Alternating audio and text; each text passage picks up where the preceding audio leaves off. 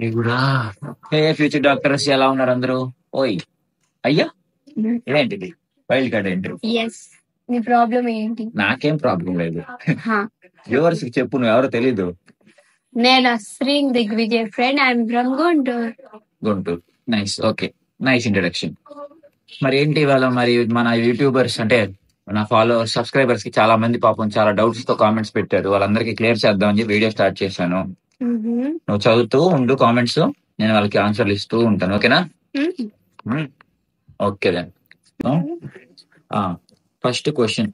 అన్నా, నేను అబ్రాడ్ లో చదువుకుందాం అనుకున్నా అన్న, ఎలా జాయిన్ అవ్వాలి? అసలేం అవసరం, ఏం కావాలి జాయిన్ అవ్వనీకి? ఎవరిది? Sweetie honey. Okay, official. So అమ్మా, జాయిన్ అవడానికి అయితే పెద్ద విషయం ఏం కాదు ఇది. మీ దగ్గర మా యూనివర్సిటీ పెస్కో స్టేట్ మెడికల్ యూనివర్సిటీ అయితే మాత్రం ఓకే, ఫీజుకి ఓన్లీ ఫీజుకి మాత్రం 20 లక్షల డబ్బులు. ఇంటర్మీడియట్ లో 50% పాస్ పర్సంటేజ్, నీట్ క్వాలిఫైడ్, ఇవి ఉంటే చాలు జాయిన్ అవడానికి. క్వాలిఫై అవ్వకపోయినా రావచ్చు. అంటే క్వాలిఫై అయితే ఇండియాలో కొంచెం తర్వాత ఎగ్జామ్ రాసుకోవడానికి ఉంటది. అంటే మీరు ఒకవేళ ఇండియాలో క్వాలిఫై అవ్వకపోతే ఇక్కడే సెటిల్ అవ్వాలి. అంటే వేరే కంట్రీస్ లో. మీరు ఇండియాలో చేయాలనుకుంటే గనక జాబ్ క్వాలిఫై అవ్వాల్సిందే, నీట్ యూజీ. లేదు నేను ఇక్కడే సెటిల్ అవ్వాలని నీట్ క్వాలిఫై అవ్వకపోయినా పర్లేదు. అండ్ ఎలా జాయిన్ అవ్వాలి అనేది ఒక కన్సల్టెన్సీని పట్టుకోవాలి. అక్కడి నుంచి ప్రాసెస్ స్టార్ట్ అయింది. మీ వీసా, పాస్పోర్ట్, డాక్యుమెంటేషన్ అంతా వీడియో చేస్తాను. అది నెక్స్ట్ క్వశ్చన్. బ్రో, మార్క్స్ బట్టి అక్కడ రష్యాలో ఎంబీబీఎస్ ప్రైజ్ ఉంటుందా?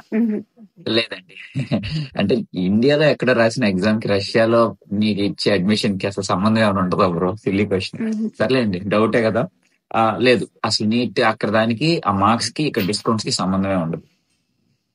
Does medicines in Russia have Russian language written on the packet? Of course. Of course. అవునండి. అంటే రష్యాలకి మొత్తం ఇంగ్లీష్ ఉంటుంది అనమాట. మన ఇండియాలో లాగా రైల్వే స్టేషన్ లో 3 లాంగ్వేజ్ల్లో ఉన్నట్టు ఉండదు. ఇక్కడంతా రష్యన్ లోనే ఉంటది, ఇంగ్లీష్ లో అసలు ఏముంటుంది. Also, can I join the college without any consultancy? Risk అంటే ట్రబుల్స్ వస్తాయి. అంటే కన్సల్టెన్సీ లేకుండా కూడా రావచ్చు. కాకపోతే విషయం ఏంటంటే, ఇప్పుడు సపోజ్ దీని కన్సల్టెన్సీ నుంచి వచ్చింది, నేను కన్సల్టెన్సీ లేకుండా వచ్చాను. రేపు పొరపాటున ఇక్కడ ఏదైనా పాండమిక్ వచ్చినా, లేకంటే ఇక్కడ ఏదైనా ప్రాబ్లం వచ్చినా ఇండియా వెళ్ళడానికి వీళ్ళకి ఒక రెస్పాన్సిబిలిటీ ఉంటుంది అనమాట. కన్సల్టెన్సీ వాళ్ళు ఉన్నారని ఒక ధైర్యం ఉంటుంది వీళ్ళకి. వాళ్ళంతా ఏం చేస్తారు, మా పిల్లలు వీళ్ళు, మేము తీసుకెళ్తాం, నాకు గవర్నమెంట్ లెటర్ పెట్టుకోను, వాళ్ళని తీసుకెళ్లిపోతారు. మరి నా కన్సల్టెన్సీ లేకుండా వచ్చిన అలాంటి పరిస్థితి ఏంటి? నేనే డీన్ ఆఫీస్ తిరగాలి, నేనే అన్ని ఆఫీసులకి వెళ్ళి, పోలీస్ స్టేషన్లకి వెళ్ళి నా రూట్ నేను చూసుకోవాలన్నమాట. అందుకని కన్సల్టెన్సీ నుంచి వస్తేనే బెటర్. 6 years కి ఒక ధైర్యంగా ఉంటది. బ్రో, అక్కడ పీజీ చేసుకుని సెటిల్ అవ్వచ్చా? పీజీ చేసుకుని సెటిల్ అవ్వచ్చు, దాంట్లో ఏముంది. కాకపోతే ఇక్కడ గాస్ ఎగ్జామ్ అని ఉంటది, ఎంబీబీఎస్ అది రష్యన్ లో ఉంటది. అది మరి అది క్రాక్ చేసుకొని ఇక్కడ కూడా చేసుకోవచ్చు పీజీ. సేమ్ ఇండియాలో ఎలాగైతే ఉంటుందో అలాగే ఒక ఎగ్జామ్ ఉంటుంది, గాస్ ఎగ్జామ్ అని. అది రాసుకొని అది క్వాలిఫై అయితే పీజీ వస్తుంది, 2 years సేమ్. నెక్స్ట్.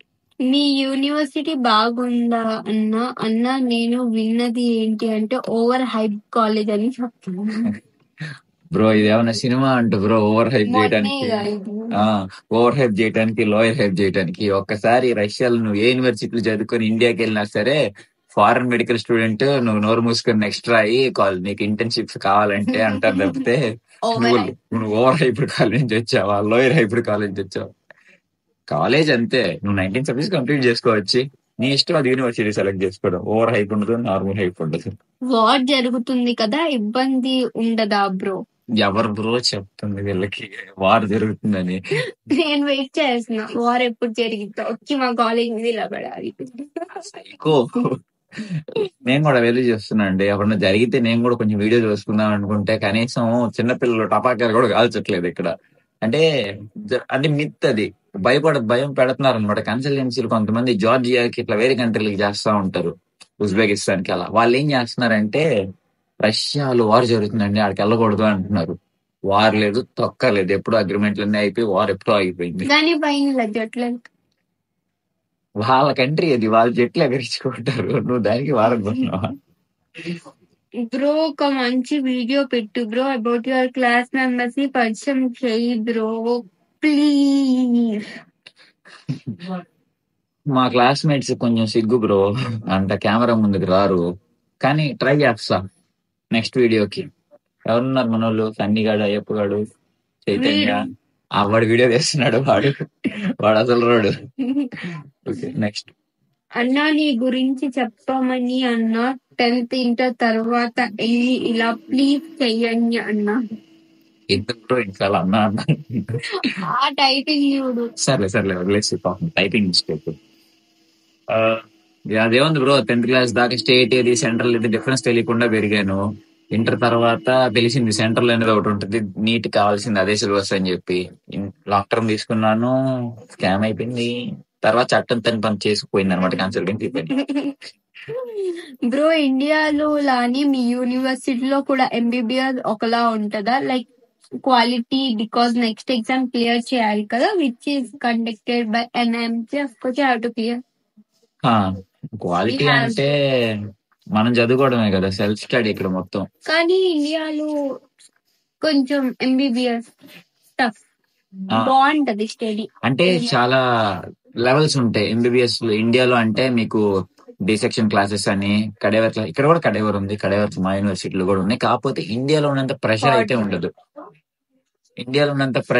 అంటే ఇండియాలో ఉన్న రికార్డ్స్ కానీ, ఆ ప్రెజెంటేషన్స్, ఆ అసైన్మెంట్స్, మళ్ళీ దాంట్లో సైన్ పెట్టడాలు పెట్టకపోవడం, దానికి మార్క్స్, ఇదంతా ఒక వేలో, చాలా ఒక టిపికల్ వేలో వెళ్తూ ఉంటది.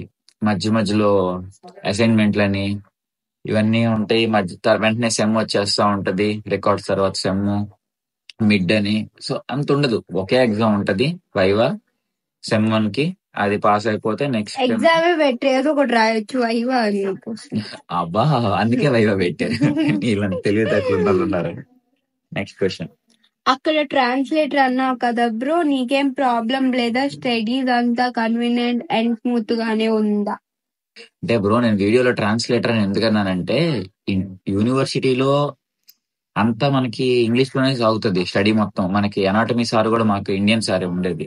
ఇండియన్ కాదు, ఆయన రష్యన్, ఆయనకి ఇంగ్లీష్ వచ్చు. అంటే అర్నబ్ సార్ మాకు వచ్చేసారు. అంటే వీళ్ళ గ్రూప్ వేరు, మా గ్రూప్ వేరు. మాకు అర్నబ్ వస్తాడు. అది అంటే మాకు ఇక్కడ మొత్తం ఇంగ్లీష్ లోనే ఉంటది. ట్రాన్స్లేటర్ అని ఎందుకు కూడా, బయట పీపుల్ కమ్యూనికేట్ అవ్వడానికి అనమాట. వాళ్ళకి ఇంగ్లీష్ రాదు ఇక్కడ చాలా మందికి. వాళ్ళతో కమ్యూనికేట్ అవ్వడానికి మనం ట్రాన్స్లేటర్ వాడాల్సిందే. అందుకు ట్రాన్స్లేటర్ తప్పితే యూనివర్సిటీలో ఎక్కడా ప్రాబ్లం రాదు, అందరికి ఇంగ్లీష్ వస్తుంది.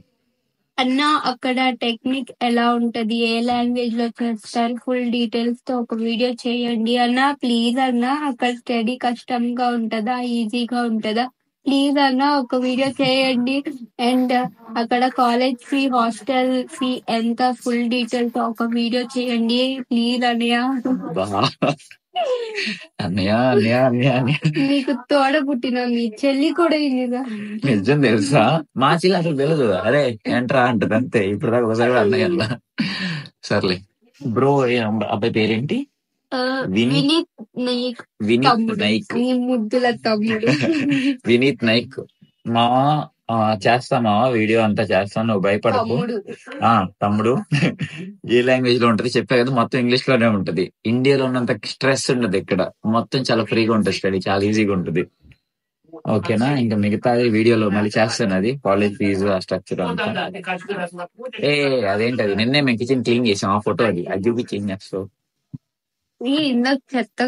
అదే డిలీట్ చేసా, తెలివితేటలు నాకు తెలిసే. సరే ఫ్రెండ్స్, అది మొత్తానికి.